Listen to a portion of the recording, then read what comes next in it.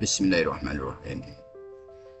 R.A. Kartini atau Raden Ajeng Kartini, sebuah nama yang menjadi topik kita kali ini. R.A. Kartini dilahirkan pada tahun 1879 dan meninggal pada 1904 atau hanya berusia 25 tahun. Sangat singkat, namun dalam usia yang sangat singkat tersebut, R.A. Kartini menghadirkan satu khasanah yang cukup dalam yang dikaitkan dengan kewanitaan pada saat itu. R.A. Kartini pun bahkan hanya sekolah hingga usia 12 tahun. Sekolah SD, sekolah dasar.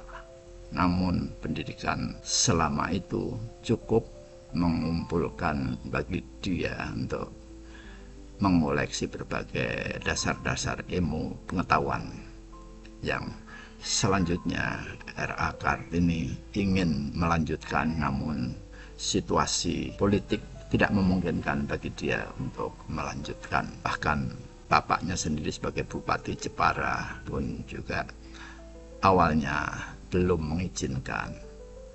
Namun apa yang dirintis oleh R.A. Kartini adalah sebuah dobrakan atas tradisi kewanitaan yang tadinya menampilkan wanita Jawa, ya. Waktu itu orientasinya adalah Jawa karena Indonesia belum terbentuk, belum merdeka. Jadi bagaimana wanita Jawa pada waktu itu demikian terkungkungnya. Dia betul-betul di bawah lelaki. Bahkan kepada saudara yang lelaki, dia harus mencium tangan dan harus bicara bahasa Jawa yang tinggi terhadap saudara laki. Dan bahkan kepada suami harus cium kaki. Nah, itu adalah tradisi-tradisi Jawa yang sudah melembaga. Namun Kartini dengan gayanya dia, dengan kepribadiannya dia bisa meyakinkan orang tuanya dan saudara-saudara kandungnya. Saudara kandungnya banyak, ada 11 orang dari 2 orang ibu. Namun dalam kehidupan secara ekonomi dia cukup mapan karena ayahnya seorang bupati, ya pasti serba berkecukupan. Dalam kebercukupan tersebut Kartini bisa melanjutkan melanglang jalan pikirannya untuk melakukan eksplorasi bagaimana, kenapa bangsaku, bangsa Jawa dalam tanda kutip QQ Indonesia seperti ini.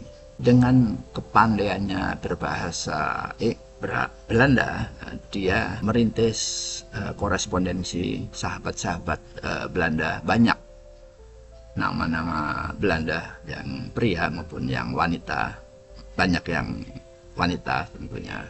Terjadi surat menyurat. Memang komunikasi pada waktu itu sangat sulit, ya, satu-satunya adalah surat. Namun hubungan Indonesia dan Belanda cukup lancar sehingga surat-surat hampir 100% sampai ke tujuan, meskipun butuh waktu berbulan-bulan karena transportasinya pun juga transportasi kapal. Nah, dalam kurun waktu yang sekian setelah Kartini berhenti sekolah, dia menampilkan pemikiran-pemikirannya tentang wanita Jawa, wanita Indonesia. Tidak seharusnya seperti ini. Seharusnya wanita Indonesia itu maju. Seharusnya ada kesetaraan. Jadi antara kesetaraan antara wanita dan pria itu tampil banyak di berbagai surat. Jadi surat-surat itu semuanya lebih dari 108-110 surat-surat yang bisa diarsipkan baik oleh pemerintah Belanda maupun pemerintah Indonesia.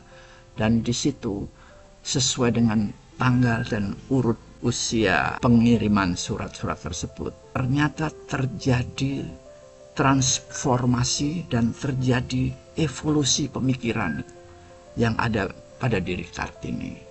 Tadinya dia hanya menuntut emansipasi datar antara pria dan wanita dalam kehidupan kesehariannya.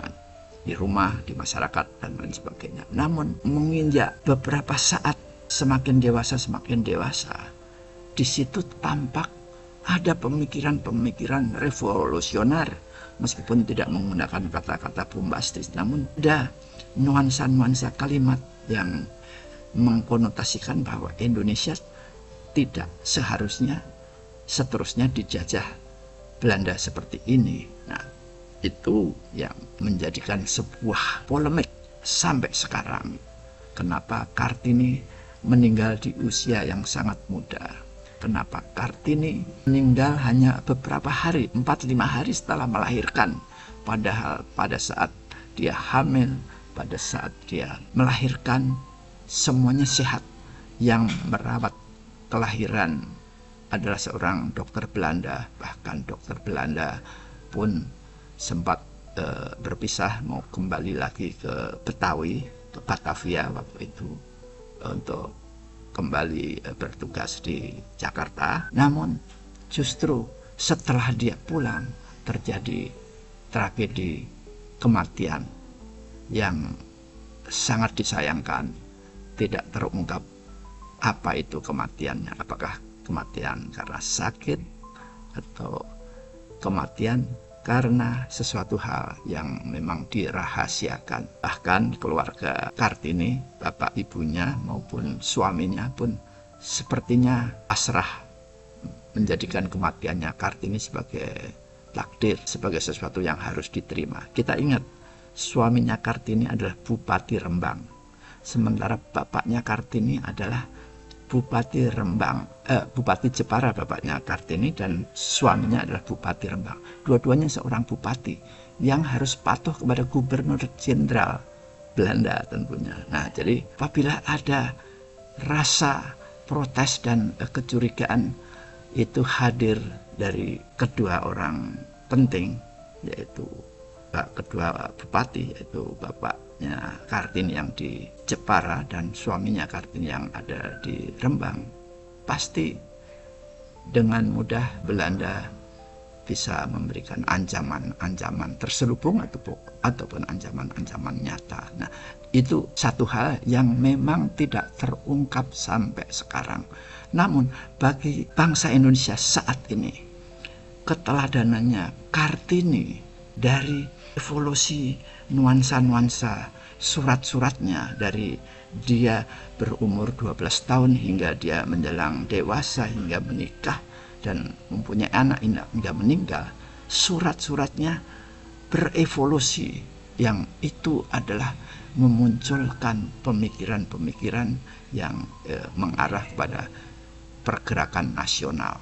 Nah, ini adalah hal yang memang akan tertutup oleh sejarah, karena memang bukti-bukti kematian Kartini tidak ada. Bahkan kaum medis, para dokter, kemudian dokter yang sekarang atau dokter pada waktu itu, memberikan pembenaran bahwa dia mengidap sakit bla bla bla, pasca kelahiran ada sindrom ini, ya itu ilmu medis yang kita semua tidak memahami, tapi itu yang disimpulkan oleh ahli-ahli kedokteran tentang kematiannya Kartini. Nah, inilah Kartini. Kenapa dia di zaman Bung Karno, zaman Orde Lama, Kartini betul-betul ditempatkan sebagai wanita yang merintis emansipasi kewanitaannya untuk kesetaraan dengan pria. Namun kondisi perpolitikan berubah menjadi Orde Baru. Pemerintah Orde Baru pun sedikit menggeser bagaimana peran Kartini yang kemarin digaungkan sebagai salah seorang perintis pergerakan oleh Bung Karno. Dalam surat keputusannya dia diangkat sebagai pahlawan nasional yang perintis emansipasi wanita. Namun setelah masa Orde Baru tersebut dia lebih ditokohkan sebagai wanita yang wanita Jawa, wanita Indonesia yang cantik, yang anggun dan lain sebagainya, sehingga ketokohannya semakin dipudarkan. Nah, apakah itu dengan kesengajaan atau tidak ada kesengajaan, inilah hal-hal yang masih menggelayuti tentang keberadaannya R.A. Kartini. Nah, Gen Z, generasi Z, saat ini banyak yang tidak tahu itu semuanya. Tetapi keteladanan Kartini tidak bisa dipungkiri. Terus emangnya nggak ada wanita yang lain yang seperti Kartini? Oh, sangat ada. Bahkan banyak pahlawan-pahlawan wanita lainnya. Cut ini, cut itu, dan di mana-mana banyak, di Bukit Tinggi, di Padang, di Aceh. Bahkan mereka memanggul senjata. Sementara Kartini tidak. Nah, inilah hal-hal yang harus difahami karena memang ada yang berjuang di hutan. Ya. Tahu dong, memanggul senjata, memanggul bedil ataupun bambu runcing, wanita pasti berjuangnya di hutan, di kampung-kampung. Sementara Kartini, dia di rumah orang tua atau di rumah suami, di rumah yang bersih, rapi, kamarnya tertata, perlengkapannya termasuk mewah, dan dia menulis surat. Nah, di situ pergulatan pemikiran Kartini berlangsung dan terjadilah korespondensi saling berbalas antara surat Kartini dibalas dari sahabat-sahabatnya yang di Belanda. Dan hal ini maka A. Kartini cukup relevan apabila keberadaannya kita akui sebagai perintis emansipasi wanita dan hingga saat ini bisa dinikmati oleh kebanyakan wanita Indonesia pada umumnya.